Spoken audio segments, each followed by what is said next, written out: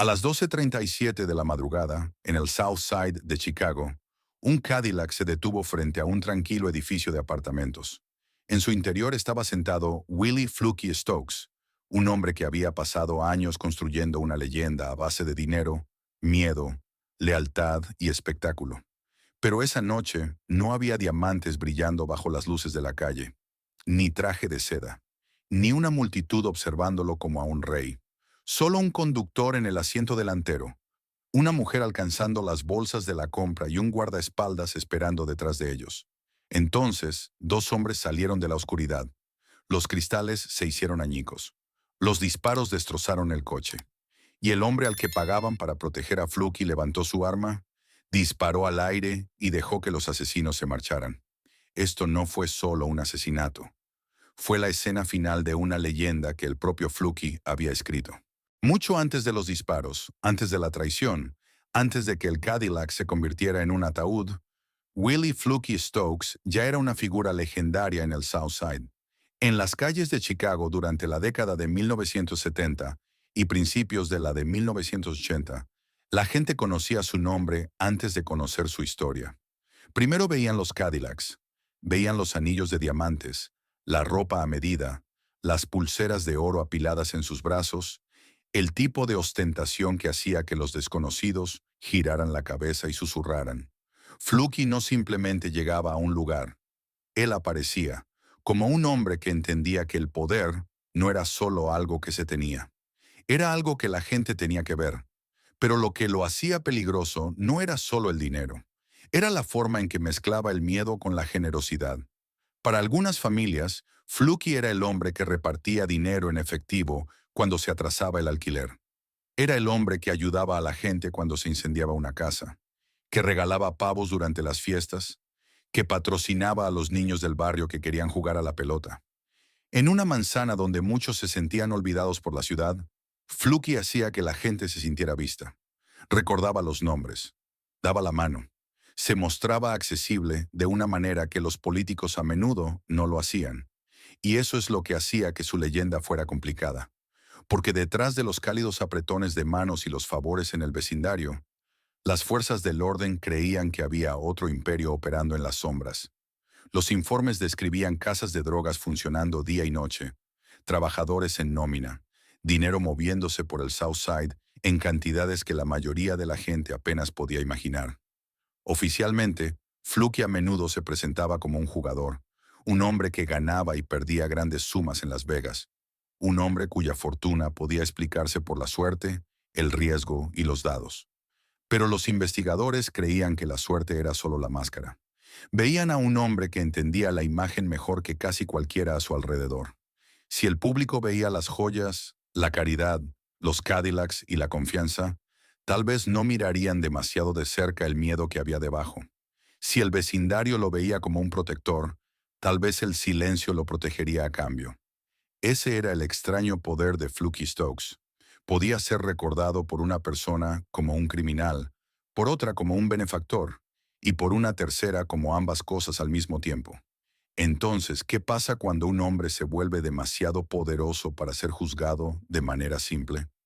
¿Qué pasa cuando las mismas calles que le temen también le lloran? Durante años, Fluky pareció intocable.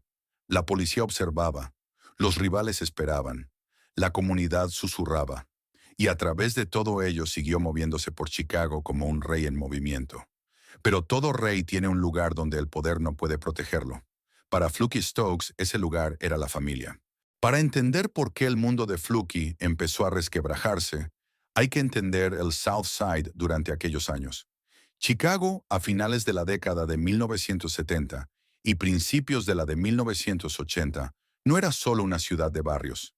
Era una ciudad de fronteras invisibles. Una manzana podía conocer un conjunto de reglas, mientras que la siguiente vivía bajo otro. La gente aprendía por dónde caminar, a quién saludar, qué no preguntar, y cuándo el silencio era más seguro que la curiosidad. Para hombres como Fluky Stokes, el poder provenía de la estructura. Había territorios, había relaciones, había personas que debían favores, personas que temían las consecuencias y personas que entendían que la supervivencia a menudo significaba mantenerse leal al nombre más fuerte de la calle. Era brutal, pero tenía un orden. Fluky pertenecía a ese mundo más antiguo, un mundo donde la reputación tenía peso, donde un nombre podía abrir puertas o cerrar bocas. Pero a principios de la década de 1980, ese orden estaba cambiando. Una nueva generación estaba surgiendo más rápido, más joven y más imprudente. No siempre respetaban a los hombres que habían forjado sus nombres durante décadas. No les importaban las viejas alianzas. No les impresionaban las leyendas del ayer. Las calles se estaban volviendo más impredecibles y las viejas reglas ya no eran suficientes para mantener a un hombre a salvo. Eso es lo que hizo que este periodo fuera tan peligroso. Fluky todavía podía lucir los diamantes. Todavía podía pasear por Chicago en Cadillacs. Todavía podía repartir dinero en efectivo y hacer que la gente se apartara cuando entraba en una habitación. Pero el mundo a su alrededor ya no era el mismo mundo que lo había hecho poderoso. La mayor amenaza para un viejo rey no siempre es la policía. No siempre es un rival con un arma más grande o un testigo dispuesto a hablar. A veces, el verdadero peligro es el tiempo mismo. Una nueva era llega en silencio, luego de repente, y los hombres que una vez lo controlaron todo descubren que el miedo no dura para siempre. Fluky había construido una leyenda basada en el dinero, la lealtad y la imagen. Pero la imagen no pudo evitar que una nueva generación lo pusiera a prueba. Y cuando esa prueba finalmente llegó, no golpeó primero a su imperio, golpeó a su hijo. Willie Stokes Jr. solo tenía 28 años, pero en el South Side ya cargaba con el peso del nombre de su padre. La gente lo llamaba The Wimp, el endeble, un apodo que sonaba suave hasta que entendías la vida que lo rodeaba. Se vestía con el mismo tipo de confianza que la gente esperaba de un Stokes. Le gustaban los Cadillacs, le gustaban las apuestas, le gustaban los símbolos visibles de éxito que habían hecho a su padre imposible de ignorar. Pero Willie Jr. no era solo una imagen, era un esposo. Era padre de 5 hijos, y era el hijo de un hombre cuyo nombre podía abrir puertas, crear miedo y atraer enemigos, todo a la vez. Ese era el peligro de nacer cerca del poder. Heredabas la protección, pero también heredabas el blanco en la espalda. En febrero de 1984, ese blanco se hizo realidad. Willie Jr. fue al Roberts Motel en el South Side, un lugar ligado a los negocios, el movimiento y el riesgo. Lo que debería haber sido otro momento rutinario se convirtió en el momento que partió la vida de Fluky en dos. Antes de que Willie Jr. pudiera salir ileso de esa noche, unos hombres armados atacaron. Los detalles se convertirían en parte de la memoria del South Side, pero el resultado fue brutalmente simple. Fluky Stokes, un hombre que había forjado su nombre en base al control, no pudo proteger a su propio hijo. No hubo respuestas claras, ni justicia limpia, ninguna explicación pública que pudiera hacer que la pérdida se sintiera comprensible. Willie Jr. dejó atrás a una esposa, 5 hijos y un padre que ahora tenía que enfrentarse a la única cosa que el dinero no podía revertir. Para la mayoría de las familias, el dolor empuja a las personas hacia adentro. Hace que cierren las cortinas, bajen la voz y entierren el dolor en algún lugar privado. Pero Fluky Stokes nunca había vivido en privado. Toda su vida se había construido en público, a través de la ostentación, la reputación y el poder de ser visto. Así que cuando la muerte vino a por su hijo, Fluky no respondió con silencio. Respondió con espectáculo. Y ahí es donde la historia abandonó el mundo del crimen ordinario y entró en algo más extraño, más oscuro y casi imposible de olvidar. Porque Fluky no se limitó a organizar un funeral. Construyó un Cadillac para los muertos. El ataúd Cadillac no era solo caro, no era solo extraño, era un mensaje. Después de que Willie Jr. fuera asesinado, Fluky Stokes acudió a un fabricante de ataúdes personalizados con una petición tan inusual que sonaba menos a planificación funeraria y más a creación de un mito. Quería que su hijo fuera enterrado con la forma de un Cadillac Seville, el tipo de coche que ya se había convertido en parte de la imagen de la familia Stokes. Para los de afuera parecía indignante. Para Fluky, puede que fuera el único lenguaje que tenía sentido. Porque en el mundo de Fluky, el estilo nunca era decoración. El estilo era poder. Así que el ataúd se convirtió en un coche. Tenía el aspecto de un Cadillac, la parrilla delantera, los neumáticos de banda blanca, la forma y la presencia de algo construido para ser visto. Los detalles siguieron creciendo hasta que la línea entre vehículo y ataúd casi desapareció. Había luces, había un parabrisas, había un salpicadero, había un volante, incluso había una matrícula personalizada relacionada con el apodo de Willie Jr. Y luego llegó el velatorio. En la funeraria del South Side, la gente no solo acudió a llorar su muerte. Vinieron porque habían oído rumores sobre algo que nadie podía creer del todo. Se formaron colas. Se corrió la voz. La historia se hacía más grande con cada persona que la repetía. En el interior, Willie Jr. no estaba tumbado de la forma habitual. Estaba colocado erguido, elegantemente vestido, posicionado al volante como si todavía estuviera en movimiento, todavía conduciendo, todavía siendo parte del mundo que acababa de dejar. Le pusieron dinero en las manos. Las joyas captaban la luz. Los detalles del Cadillac convirtieron la sala en algo entre un monumento conmemorativo, una advertencia y una actuación. Para algunas personas era amor, para otras era locura. Para los periodistas era irresistible. Pero la pregunta más profunda es ¿qué intentaba decir realmente Fluky? ¿Era este un padre que se negaba a dejar que su hijo desapareciera en silencio? ¿Era un último regalo de un hombre que creía que el amor tenía que ser tan grande como su reputación? ¿Era una advertencia a las calles de que ni siquiera la muerte podía hacer pequeño el nombre de los Stokes? ¿O era algo más doloroso que todo eso? Un hombre tan acostumbrado a controlar cada habitación en la que entraba, que intentó controlar el dolor mismo. Eso es lo que hizo que el ataúd Cadillac fuera inolvidable. Era llamativo en la superficie, pero debajo del cromo y las luces había un padre de pie frente a la única cosa que su dinero no podía arreglar. No podía traer de vuelta a Willie Jr., no podía deshacerlo del motel, no podía hacer que 5 niños volvieran a estar completos. Así que hizo lo único que Fluky Stokes sabía hacer. Se aseguró de que el mundo nunca apartara la mirada. Y no lo hizo. El funeral se convirtió en una historia. La historia se convirtió en un rumor. El rumor viajó por ciudades, por periódicos, por mesas de desayuno, hasta que un compositor lejos de Chicago lo vio y entendió algo de inmediato. Esto ya no era solo un funeral. Esto ya se estaba convirtiendo en una leyenda. Una historia como la del ataúd Cadillac nunca se iba a quedar en un solo vecindario. Era demasiado extraña, demasiado visual, demasiado estadounidense de la manera más oscura posible. Pronto, el funeral traspasó el South Side y llegó a los periódicos de todo el país. Personas que nunca habían oído hablar de Willie the Wimp Stokes, de repente leían sobre un joven enterrado al volante de un ataúd con forma de Cadillac, vestido como si todavía se dirigiera a alguna parte, rodeado de los símbolos que habían definido su corta vida.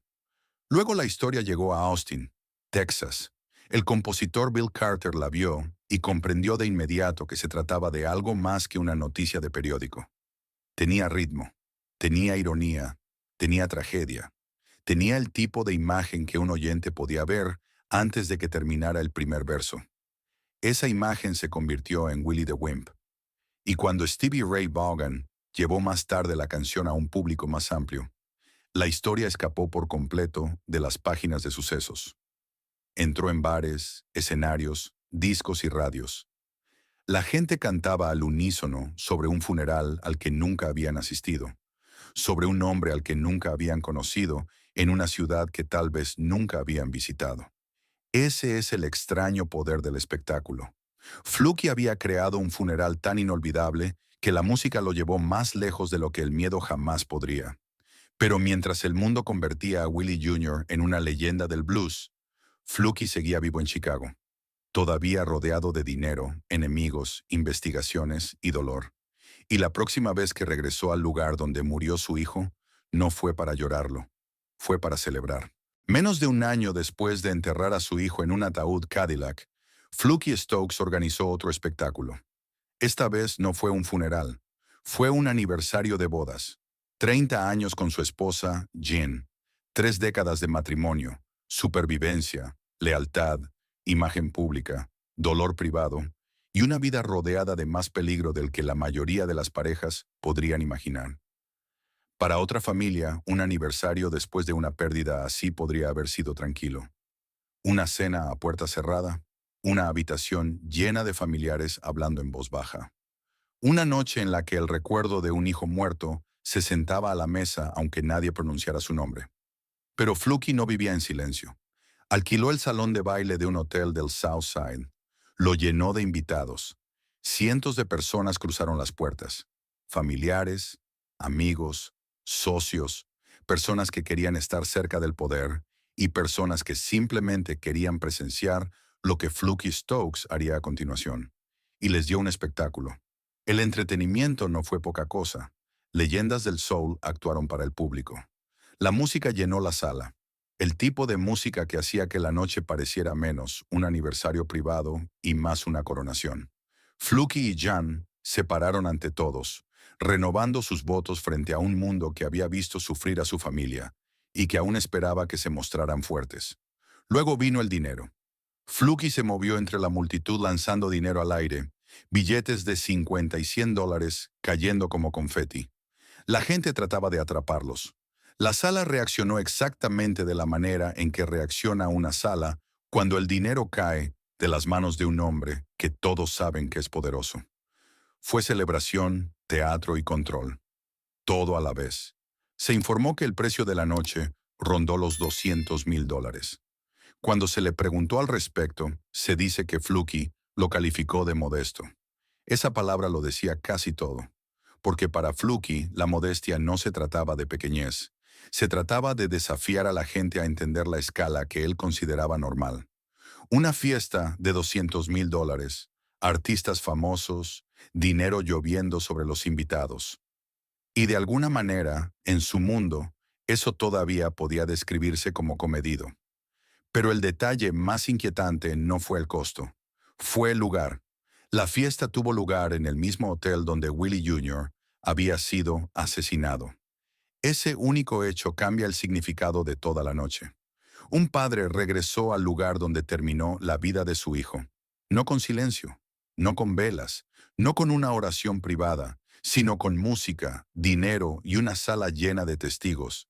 Estaba reclamando el espacio, se negaba a dejar que el dolor se apoderara de él, estaba demostrando a las calles que ninguna herida podía hacer que se escondiera. ¿O es así como se ve la negación cuando un hombre tiene suficiente dinero para decorarla? Eso es lo que hacía a Fluky tan difícil de entender. No se alejaba del dolor. Construyó un escenario sobre él. Convirtió el lugar de la muerte en un lugar de celebración, como si el volumen pudiera ahogar el recuerdo, como si los aplausos pudieran enterrar el sonido de los disparos. Pero por muy brillantes que fueran las luces del salón de baile, las sombras afuera se hacían cada vez más largas. La policía seguía vigilando. Los investigadores federales seguían armando casos. Los rivales seguían esperando. Y en algún lugar cerca del borde del círculo de Fluky, la lealtad comenzaba a pudrirse desde adentro. Para cuando Fluky Stokes estaba lanzando dinero por los salones de baile, la imagen que había construido comenzaba a resquebrajarse. Durante años, había sobrevivido entendiendo la diferencia entre lo que la gente sabía y lo que la gente podía probar. En el South Side, los rumores lo seguían a todas partes. La policía lo vigilaba. Los investigadores estudiaban sus movimientos.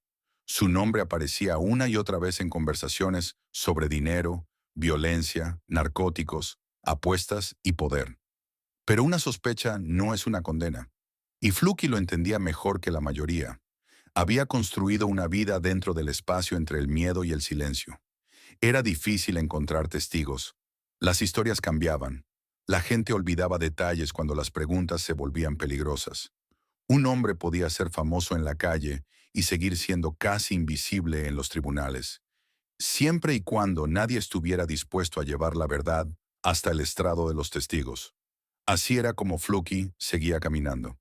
Pero las paredes se estaban acercando. Uno de los casos más graves relacionados con él involucraba el asesinato de Robert Sarowski, un farmacéutico cuyo negocio supuestamente se cruzaba con el mundo que se acusaba a Fluky de controlar. El caso trajo consigo cargos muy graves, y por un momento pareció el tipo de presión legal de la que incluso Fluky podría no escapar. Entonces la sala del tribunal cambió. Los testigos de los que se esperaba que respaldaran el caso se retractaron de sus afirmaciones anteriores. Las declaraciones cambiaron, las acusaciones se debilitaron. Lo que había parecido un camino hacia la condena comenzó a desmoronarse bajo el peso de los testimonios retractados y la incertidumbre, y Fluky salió libre. Para el público, pareció otro escape imposible. Otro recordatorio de que este hombre podía estar cerca del centro del peligro y aún así salir ileso. Los periodistas lo presionaron. Las cámaras esperaron. La leyenda absorbió el momento de la manera en que siempre lo había hecho. Fluky no parecía derrotado. Parecía un hombre que una vez más había sobrevivido a la maquinaria construida para atraparlo. Pero esta vez, el escape no era lo mismo que la libertad, porque mientras un caso se debilitaba, los investigadores federales estaban construyendo algo más grande. No solo un asesinato, no solo una acusación, estaban analizando patrones, dinero, impuestos, crimen organizado, la estructura de una supuesta empresa criminal. Un solo testigo podría colapsar. Un caso federal más amplio podría ser más difícil de evadir. Y Fluky sabía que la calle también se estaba moviendo. Los viejos enemigos no desaparecían porque un juez desestimara los cargos. Los rivales no perdonaban porque un hombre sonriera fuera del tribunal. El mismo poder que hizo famoso a Fluky también lo convirtió en un objetivo. Cuanto más intocable parecía, más valioso se volvía para alguien demostrar que no lo era. Ese es el peligro de vivir como una leyenda. Cada escape público crea resentimiento privado. Cada victoria hace que la próxima traición sea más tentadora. Y para fines de 1986, Fluky estaba rodeado de personas que sonreían lo suficientemente cerca como para tocarlo, pero no todas eran leales. El hombre más peligroso cerca de él no estaba parado frente a su Cadillac. Lo seguía por detrás. Se suponía que Earl Wilson era protección. Esa era la parte sencilla del acuerdo. Fluky Stokes era un hombre con enemigos, un hombre bajo presión, un hombre que sabía que el poder siempre atraía a alguien dispuesto a ponerlo a prueba. Así que un guardaespaldas no era un adorno. Un guardaespaldas era un seguro. Era la persona a la que se le pagaba para vigilar las esquinas, leer la calle, notar el auto que no encajaba y pararse entre el peligro y el hombre que lo había contratado. Pero Earl Wilson no solo estaba parado cerca de Fluky, estaba parado entre dos mundos. Para Fluky, Wilson era seguridad. Para los investigadores, había sido útil como informante. Para los hombres ajenos al círculo de Fluky, se convirtió en algo aún más valioso, una vía de entrada. Eso es lo que hace que la traición sea tan fría. Fluky había pasado años construyendo una vida en la que la gente le temía, lo necesitaba, le debía o quería tener acceso a él. Pero ningún imperio está protegido desde adentro si la persona equivocada está lo suficientemente cerca como para conocer tus movimientos. Y Wilson estaba cerca. Para el otoño de 1986, Fluky no se movía por Chicago como un hombre descuidado. Sabía que había enemigos. Sabía que la presión estaba aumentando. Sabía que las viejas reglas se estaban rompiendo. Pero la noche del 18 de noviembre, aún así, hizo algo ordinario. Fue al cine con Diane Miller. Después se detuvieron a comer y luego condujeron hacia el apartamento de ella cerca de la calle 79 y Ellis. Debería haber sido una noche sencilla. Por eso se siente tan inquietante. Sin salón de baile, sin funeraria, sin multitud, sin diamantes, sin traje de seda. Solo un Cadillac moviéndose por la ciudad después de la medianoche, llevando a un hombre cuya vida entera se había construido en torno a ser imposible de ignorar. Detrás de él, Earl Wilson lo seguía en otro auto. Y según los fiscales, Wilson no simplemente lo seguía. Se estaba comunicando. Estaba dando información sobre a dónde iba Fluky, dónde se detendría, cuándo llegaría. El guardaespaldas se había convertido en un guía para las personas que esperaban en la oscuridad. El precio de esa traición fue casi increíble. No fue una fortuna, no fue un palacio, no fue una parte de un imperio. Los informes describieron un pequeño trato construido en torno a deudas, favores, un teléfono de automóvil robado y facturas telefónicas. Alrededor de $800 en valor. $800 contra la vida de uno de los hombres más temidos del South Side. Ese número es lo que hace que la historia parezca casi irreal. Fluky había lanzado más dinero al aire en fiestas que el valor asignado a su traición. Había construido un ataúd Cadillac para su hijo. Había usado diamantes como armadura. Había hecho creer a la gente que su poder era demasiado grande para medirlo. Y sin embargo, la brecha que condujo a su muerte podía medirse en cientos. A las 12:37 de la madrugada, el Cadillac se detuvo. Diane Meller alcanzó las bolsas de la compra. Ronald Johnson estaba sentado en la parte delantera. Fluky estaba en la parte trasera, no vestido como un rey, sino como un hombre que intentaba moverse en silencio por su propia ciudad. Entonces aparecieron los hombres armados. El ataque fue rápido, el cristal se rompió, el conductor fue alcanzado, Fluky fue alcanzado. Diane se mantuvo agachada y sobrevivió al caos a su alrededor. Y detrás de ellos, Earl Wilson disparó su arma. Pero no a los hombres que atacaban a Fluky. Disparó al aire. Ese único detalle se convirtió en uno de los símbolos más oscuros de todo el caso. El arma de un guardaespaldas se disparó, pero la protección nunca llegó. Los hombres que salieron de las sombras pudieron irse. El hombre que había pagado para ser protegido estaba muriendo en el auto que había ayudado a definir su leyenda. Más tarde, Wilson sería arrestado, juzgado y condenado. Otros sospechosos en el complot más amplio nunca fueron responsabilizados de la misma manera. Los hombres armados siguieron siendo fantasmas. Toda la maquinaria detrás del asesinato nunca salió completamente a la luz. Y eso deja la sensación de que la traición está inconclusa. Porque la historia no es solo que Fluky Stokes fue asesinado. La historia es que un hombre que construyó su vida sobre la lealtad descubrió, en el final mismo, lo frágil que era realmente la lealtad. Había confiado en el dinero, había confiado en el miedo, había confiado en la reputación. Pero esa noche, ninguna de esas cosas impidió que la persona detrás de él se convirtiera en la puerta por la que entró la muerte. La funeraria A.R. Leake ya había visto la leyenda de los Stokes una vez antes. 2 años antes, las multitudes se habían reunido allí para ver a Willie the Wimp Stokes Jr. sentado al volante de un ataúd con forma de Cadillac, vestido para el más allá como si todavía fuera parte de las calles que habían forjado su nombre. Ese funeral se había convertido en una historia, luego en una canción, luego en una pieza del folclore estadounidense. Ahora la multitud regresaba por su padre. Willie Fluky Stokes se había ido. Y una vez más, miles vinieron a mirar. La fila afuera de la funeraria se extendía con el peso del recuerdo, la curiosidad, la lealtad y la contradicción. Algunas personas vinieron porque lo habían amado. Algunos vinieron porque le temían. Algunos vinieron porque querían presenciar el final de un hombre que había parecido demasiado grande para desaparecer de una manera ordinaria. Eso era lo extraño de Fluky. Incluso en la muerte, atraía a una multitud. Adentro, no se parecía al hombre que había salido en silencio esa última noche.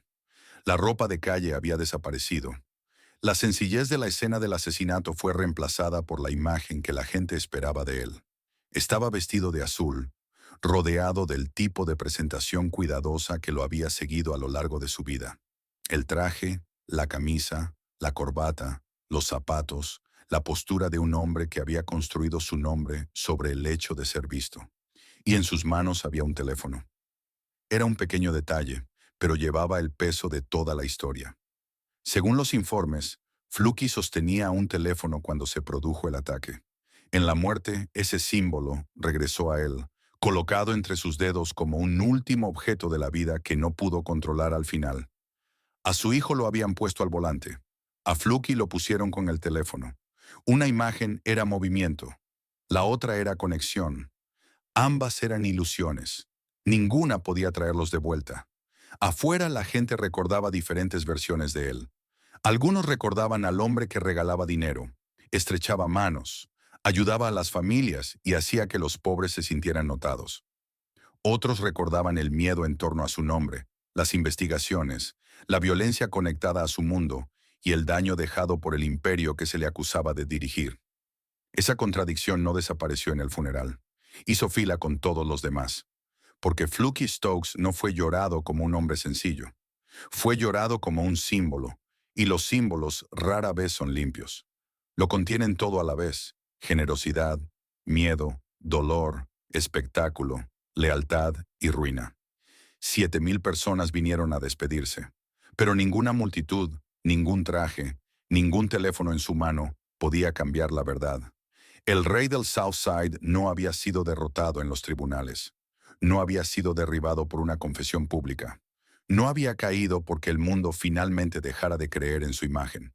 Murió en un Cadillac, después de la medianoche, traicionado por la espalda. Y cuando terminó el funeral, la leyenda no se desvaneció. Solo se volvió más difícil de explicar. Al final, Willie "Fluky" Stokes dejó atrás una historia demasiado complicada para encajar en una sola etiqueta. Para las fuerzas del orden era el presunto arquitecto de un imperio criminal. Para algunas partes del South Side era el hombre que ayudaba cuando nadie más lo hacía. Para los periódicos era un espectáculo. Para la música se convirtió en una nota al pie en una leyenda del blues. Para su familia era algo más privado de lo que cualquier titular podría capturar. Eso es lo que hace que la historia sea tan inquietante. El mundo de Fluky estaba construido sobre contradicciones. Daba dinero a las personas que lo necesitaban, mientras que los investigadores creían que su poder provenía de una industria que dañó innumerables vidas. Convirtió el dolor en teatro, y luego se convirtió en el protagonista de otro funeral igual de inolvidable. Vivió rodeado de lealtad, pero murió porque la lealtad falló en la distancia más corta posible. Se suponía que el Cadillac representaba estilo, control y estatus, pero en esta historia se convirtió en algo más oscuro. Un hijo fue enterrado dentro de uno. Un padre fue asesinado dentro de uno. Y entre ellos una canción llevó la imagen más lejos de lo que ninguno de los dos hombres podría haber imaginado. Tal vez esa sea la verdadera lección de Fluky Stokes. Un hombre puede pasar toda su vida construyendo una imagen lo suficientemente fuerte como para sobrevivirle, pero no puede elegir lo que significará esa imagen una vez que se haya ido. Fue recordado como un benefactor, un criminal, un padre destrozado por el dolor, un símbolo de una era violenta, o todas esas cosas a la vez. La respuesta depende de quién cuente la historia. Pero una cosa es segura, su imperio no terminó en silencio. Terminó con disparos, la traición de un guardaespaldas, un teléfono en la mano de un hombre muerto y la sombra de un Cadillac que todavía sigue a la leyenda a donde quiera que vaya.